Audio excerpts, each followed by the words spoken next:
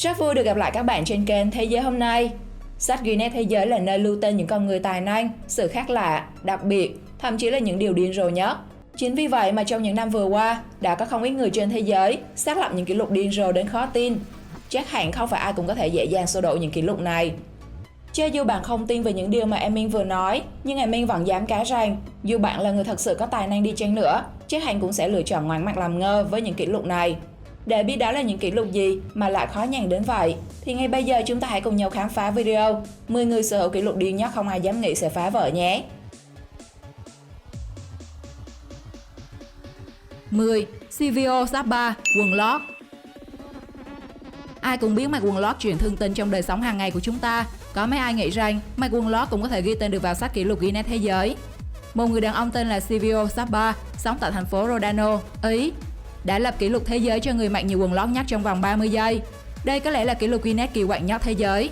Để lập được kỷ lục này, anh Silvio đã sử dụng một kỹ thuật điêu luyện để mặc những chiếc quần lót một cách nhanh nhất có thể. Đó là nhảy lên và xỏ cả hai chân vào quần cùng một lúc. Mặc dù đây có thể là cách thức mặc quần lót tiết kiệm thời gian nhất và nhanh nhất, tuy nhiên nó cũng tốn rất nhiều sức lực. Như vậy chỉ trong 30 giây, anh Silvio đã mặc liền 13 chiếc quần lót. Và một kỷ lục về quần lót nữa đã được lập bởi Thomas Tettel sau khi vượt qua đối thủ và mặc được 82 chiếc quần lót trong vòng 5 phút. Anh chàng người Đức này đã ghi tên mình vào sách kỷ lục thế giới.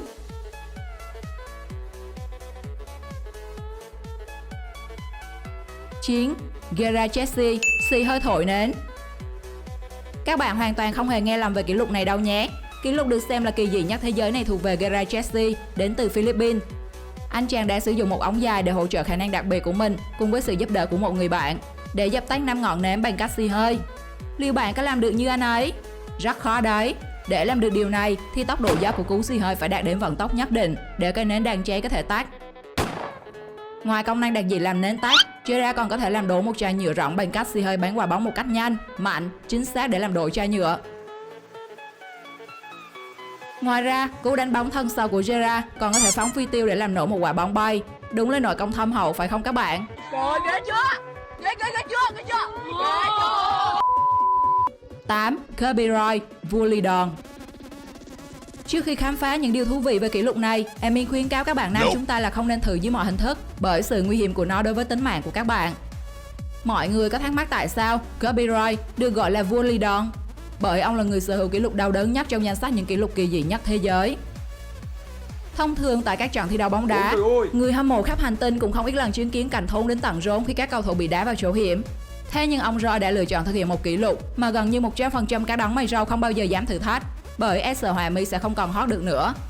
Để thực hiện kỷ lục điên rồ này, ông Roy đã đứng yên chịu đựng đòn tấn công vào chỗ hiểm với tốc độ ước tính là 9,8 m trên giây, tương đương với sức nặng gần 500 kg.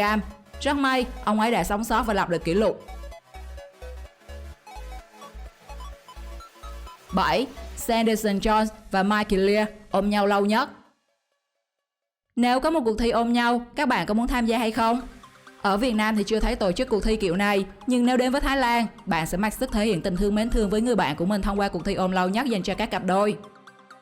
Quy tắc của cuộc thi là bạn phải ôm với thời gian lâu nhất có thể, với hai cánh tay vòng ra phía sau người đối diện. Các bạn sẽ được nghỉ 5 phút mỗi giờ. Nếu tham gia cuộc thi, bạn thấy mình sẽ ôm được bao lâu? Kỷ lục thế giới đã ghi nhận cặp đôi ôm lâu nhất chính là Sanderson Jones và Mike Lear, được lập vào tháng 3 năm 2013.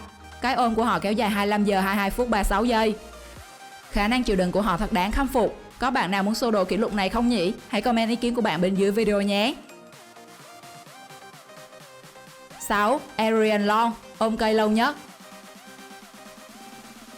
Bên cạnh kỷ lục người ôm người thì kỷ lục người ôm cây cũng là một trong những kỷ lục không ai dám nghĩ sẽ phá vỡ. Còn vì sao thì chúng ta hãy cùng khám phá sẽ biết ngay thôi.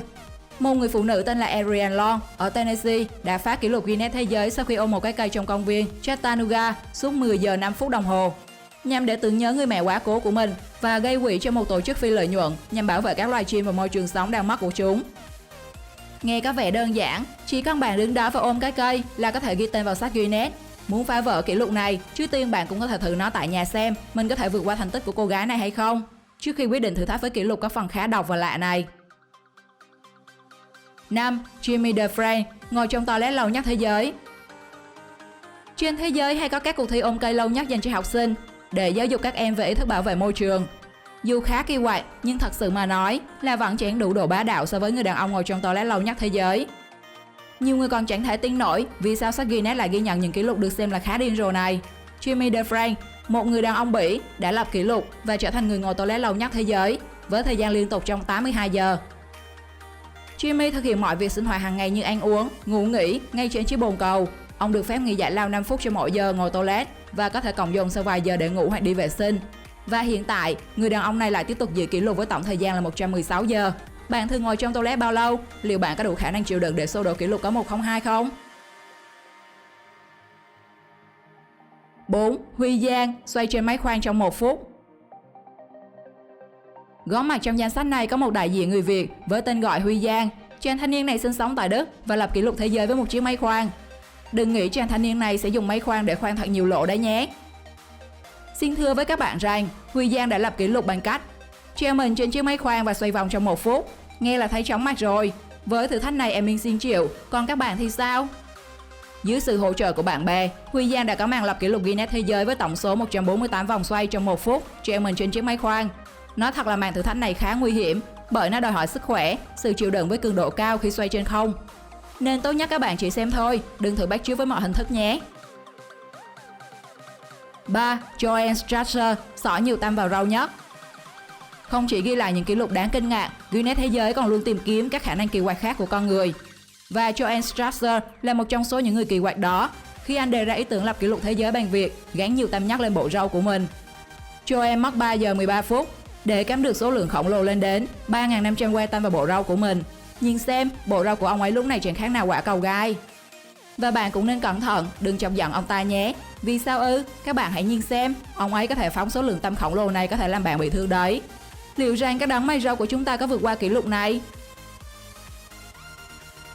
2. Maharana ngậm nhiều ống hút nhất. Thay vì bạn ngậm ống hút để hút trà sữa, thì người thanh niên Ấn Độ có tên Maharana đã ghi tên mình vào sách Guinness thế giới. Anh ta ngậm ống hút như chúng ta, chỉ có điều là anh ta ngậm nhiều hơn mình một tí mà thôi. Tuy nhiên, các bạn có đoán được là Maharana sẽ ngậm được bao nhiêu ống hút hay không? Hãy comment con số mà bạn đoán bên dưới phần bình luận nhé. Với chiếc miệng khổng lồ của mình, Maharana đã nhét cùng lúc đến 459 ống hút vào miệng và giữ nó trong 10 giây không rơi. Thật khó tin đúng không nào? Vậy nên các bạn nhớ là đừng mời trà sữa ông này nhé. Vì với 459 cả ống hút, không biết trong vòng một nốt nhạc, anh ấy sẽ xử hết bao nhiêu ly trà sữa của bạn. 1. Okan Kaya chơi game lâu nhất thế giới. Cho em Minh hỏi các bạn là đang chơi tựa game gì và thời gian bạn ngồi chơi game lâu nhất là bao nhiêu, để xem liệu bạn có xô đổ kỷ lục thế giới mà em Minh sẽ giới thiệu ngay sau đây không nhé. Để cho thấy tình yêu của mình với trò chơi hành động nổi tiếng có tựa đề Call of Duty Black Ops 2, Okan Kaya, một game thủ người Úc, đã lập kỷ lục mới về thời lượng chơi game liên tục lâu nhất thế giới với hơn 135 giờ và 50 phút liên tục, gần 6 ngày đấy các bạn. Kỷ lục này của Kaya đã vượt qua kỷ lục nắm giữ trước đó, được lập bởi một game thủ người Canada với thành tích 120 giờ 7 phút, tính cả thời gian nghỉ ngơi và thời gian chơi game. Okan Kaya đã mất 7 ngày để hoàn tất kỷ lục của mình. Bạn nào thấy mình có thể vượt qua kỷ lục này, hãy ghi tên thi thố xem nào. Kỷ lục nào trong video hôm nay cho bạn ấn tượng nhất? Hãy comment bên dưới phần bình luận cho mọi người biết nhé. Hẹn gặp lại các bạn trong những video tiếp theo.